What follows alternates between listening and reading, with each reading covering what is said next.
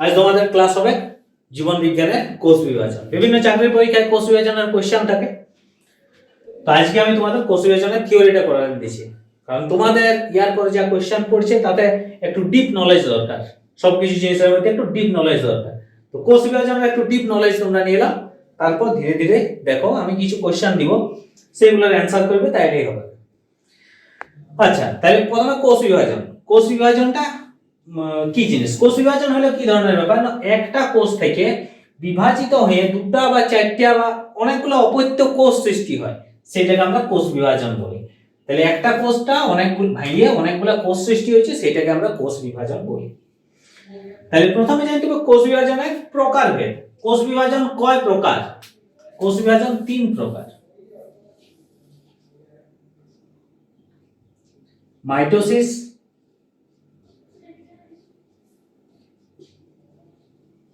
Amitosis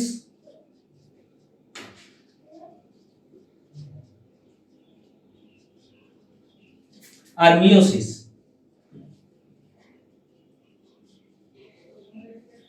এটা meiosis বা meiosis দুটাই বলে, মায়োসিস মানে মিয়োসিস একই জিনিস।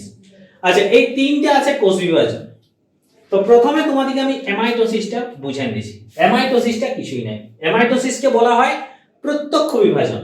প্রত্যক্ষ বিভাজন মানে কি, একটা কোষ আছে, সেই কোষটি নিউক্লিয়াস, কোষের মধ্যে এইটি হলো কি দুভাগে ভাগ হয়ে গেল, সরাসরি দুভাগে ভাগ হয়ে গেল, বা এটাকে দ্বি বিভাজন, অনেকগুলা ভাগ হলো, বহু বিভাজন। তাহলে সরাসরি ভাগ হয়ে গেল, এটাকে অ্যামাইটোসিস বলে। অ্যামাইটোসিসটা কি ধরনের ভাবতে পারো তোমরা? প্রত্যক্ষ বিভাজন। তার মানে কি ধরনের ঘটনা, চোর আছে, হয়তো দুজন চোর আছে কিংবা 5 জন চোর আছে, কিছু পয়সা চুরি করলো।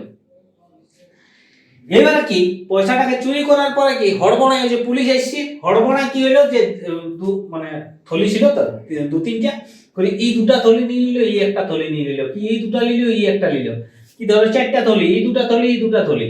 এবার ওর মধ্যে কত টাকা আছে না কটা বাসন আছে ওইসব গুনলো না, ইয়ারা নিয়ে পালাইলো। তার মানে কি ইয়ার মধ্যে যে কোষটা আছে তার থেকে যে দুটি কোষ উৎপন্ন হইলো, সেই কোষ দুটা একই হতেও পারে, নাও হতে পারে। বেশিরভাগ ক্ষেত্রেই হয় না এরকম আচমকা দুটা থলি নিল, একদম সমান সমান ভাগ হবে, কি নাও হতে পারে। তাহলে সেই ধরনের ঘটনা। তাহলে অ্যামাইটোসিস কোষ বিভাজনকে বলা হয় প্রত্যক্ষ বিভাজন, সরাসরি এরা বিভাজন করে নিয়েছে, সরাসরি ভাগ করে নিয়েছে, তাহলে সেইটি হলো অ্যামাইটোসিস। শুধু অ্যামাইটোসিসে এইটি খেয়াল রাখো, কি ব্যাপার, এখানে বেন তন্তু সৃষ্টি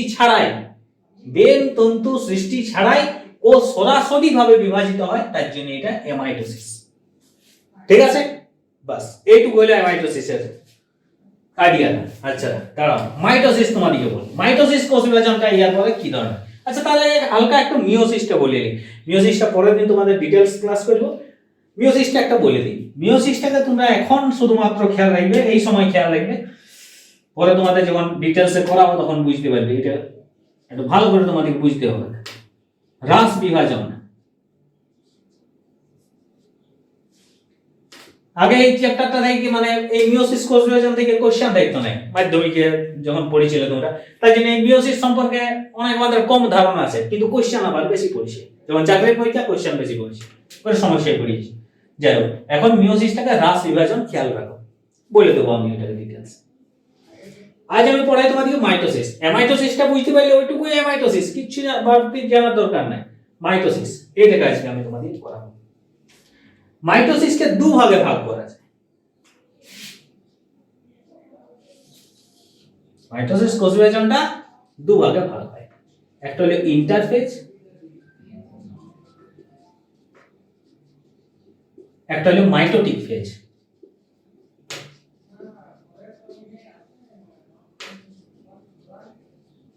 ফেজ মানে ওই তারের ফেজ লয়, এই ফেজ মানে হলো দশা, ঠিক আছে। ইন্টারফেজ আর মাইটোটিক ফেজ দুটো দশা, এটাকে আমরা আই লিখি, এটাকে আমরা এম লিখি, ঠিক আছে।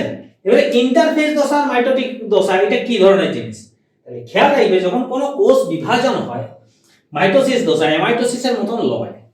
অ্যামাইটোসিসে কি হয়েছিল, সরাসরি বিভাজিত হয়ে গেছিল। মাইটোসিসের ক্ষেত্রে হয় কি ধরনের ব্যাপার, কোন একটা কোষ বিভাজন হইতে গেলে ওয়াদিকে আগে তৈরি করতে হয়, নিজের জায়গাটা তৈরি করতে হয়, তারপর ও বিভাজিত হয়। কি ধরনের ঘটনা বলি তোমাকে, কারো বাপ মা মরে গেল, মরে গেল, দু ভাই আছে, এবার ওরা জায়গা ভাগ করবে। জায়গা ভাগ করতে গেলে কি আছে, কি করবে, সমান সমান টাকা লিবে, সমান জমি লিবে। একটি কুয়া আছে তো সেই কুয়ার অর্ধেক অর্ধেক লিবে, দেখবে দিয়াল দিয়ে দেয়। তাই এইটা হলো মাইটোসিস। মাইটোসিসে কি হয় না, একটা কোষ থেকে দুটা অপত্য কোষ সৃষ্টি হয়। দুটা অপত্য কোষ এই আকার আকৃতি দেখতে সবকিছু সমান হয়, এই দুটা দেখতে সবকিছু সমান হয়, আর ইয়ারা দেখতে কিরকম হয়, ইয়ার মতো। তাহলে এটাকে বলি আমরা জনিক ত্রিকোষ পি, আর এটাকে বলি আমরা অপত্য কোষ। ঠিক আছে, আচ্ছা বাদ দাও। ব্যাপারটা হলো কি, এই যে পি থেকে আই যখনই আসছে আমাদের, তখনই কি ধরনের ঘটনা ঘটে, এটাকে P1 P2 করো, বেশি সুবিধা হবে বুঝতে। আচ্ছা, P1 দশাতে একটি কোষ ছিল, P2 দশাতে দুটি কোষ চলে এলো। যখন এই দুটা কোষ চলে এলো, এই দুটা কোষ নিজেরাও দেখতে সমান হবে, আর ইয়ারাও দেখতে ইয়ার মতনই হবে। কি বলবে, ইয়ার মানে ইয়ার একটি কুয়া ছিল, মানে ইয়ার কুয়া ছিল, তখন যখন ভাগ হবে তারপরে কি বলবে, ইয়ারও কুয়া আছে, ইয়ারও কুয়া আছে, আধটা আছে না একটা আছে না, কি আছে ওই তো দরকার না। একটা যদি কুকুর থাকে তো সেই দেখবে পোষা কুকুর আছে, ওইটাকেও ইয়ারা বলবে আমারও বলে, আমারও বলে। তাহলে এই যে ব্যাপারগুলা, তাহলে ইয়ার যা আছে ইয়ার তাই আছে, আর ইয়াদের দুজনের সমান সমান আছে, তাই জন্য ইয়াদের আকার আকৃতি সমস্ত কিছু এই জনিত্রীর জন্য মতন হয়। জনিত্রী কোষের মতন একই রকম হবে, আকার আকৃতি সবকিছু, বৈশিষ্ট্য সবকিছু। এই হলো মাইটোসিস দশা। এই জন্য একে বলা হয় সদৃশ বিভাজন। আগে একটা বলেছিলাম না প্রত্যক্ষ, এটা হলো সদৃশ। কি হলো প্রত্যক্ষ, আর এটা তো বললাম হ্রাস। এবারে শোনো, ইন্টারফেস দশা তাইলে বলছি না। এবারে ওই যে কোষ বিভাজন হবে, বাপ মা মূল্য, তাহলে কি ছেলেগুলো ঝপ করে বিভাজন হয়েছে, হয় না, ওরা বসে পরে আলোচনা হয় যে কে কোন জায়গাটা লিবে, তারপর হয় সেই যে ওদের বিভাজনের যে প্রথমের প্রক্রিয়াটা, সেটাকে বলা হয় ইন্টারফেজ। আর যখন বিভাজন হইতে শুরু করে তখন সেটাকে বলে মাইটোটিক ফেজ। ঠিক আছে, ইন্টারফেজ মাইটোটিক ফেজ বুঝতে পারলে। এবারে ইন্টারফেজের উপদশা, তিনটা উপদশা থাকে। আমি একটা ডট ডট দিয়ে উপদশা তোমাদেরকে লেখা দেব, G1 S G2 G0 একটা লিখে দিলাম। ইন্টারফেজের আসলে হলো এই তিনটা দশা, G1 S আর G2, কিন্তু ইয়ারে একটা উপদশা আছে G0, যেটা কোষ বিভাজনের ক্ষেত্রে লয়।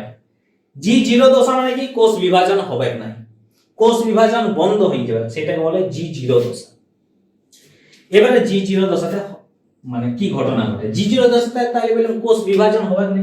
কখন হয়, ধরো আমার কোন একটা জায়গা কাটা গেল, এবারে কাটা যাওয়ার পর কোষ বিভাজন হয়েছে, বিভাজন হয়ে আমাদের হাতটা ঠিক হয়েছে, হইতে হাতটি একদম ঠিক হয়ে গেল, কোষটা বিভাজন হয়ে একদম ফুলে গেল।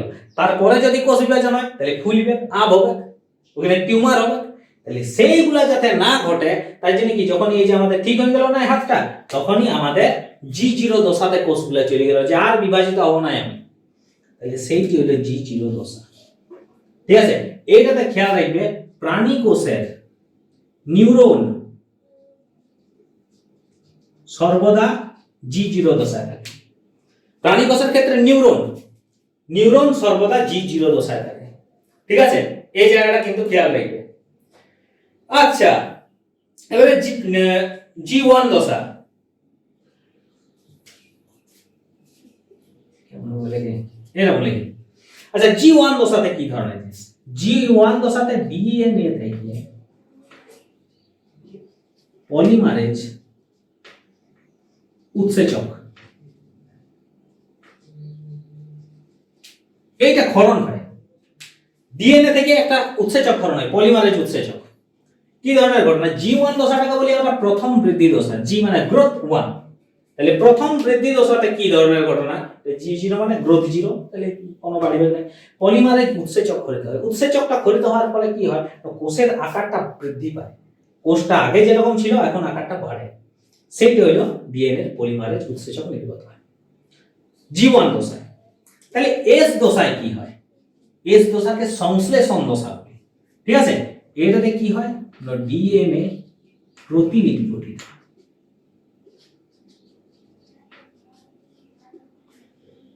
তাহলে ডিএনএ এর প্রতিলিপি গঠিত হয় এস দশাতে।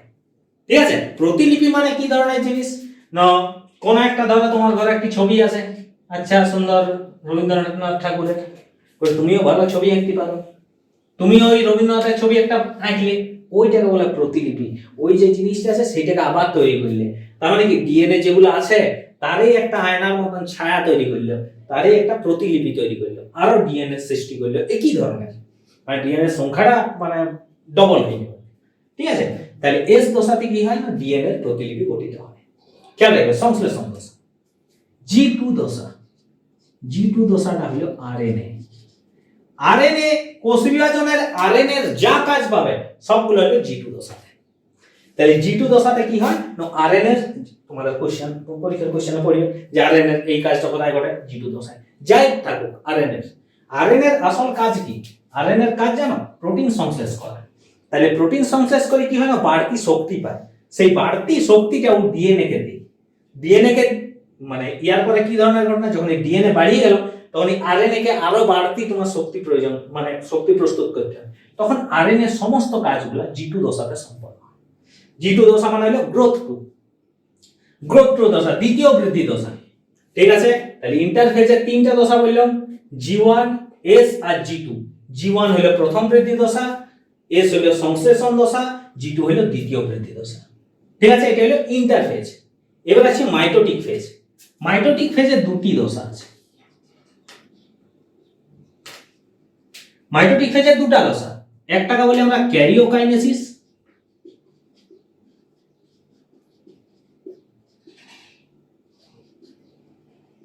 আর দুই নম্বরটাকে বলি সাইটোকাইনেসিস।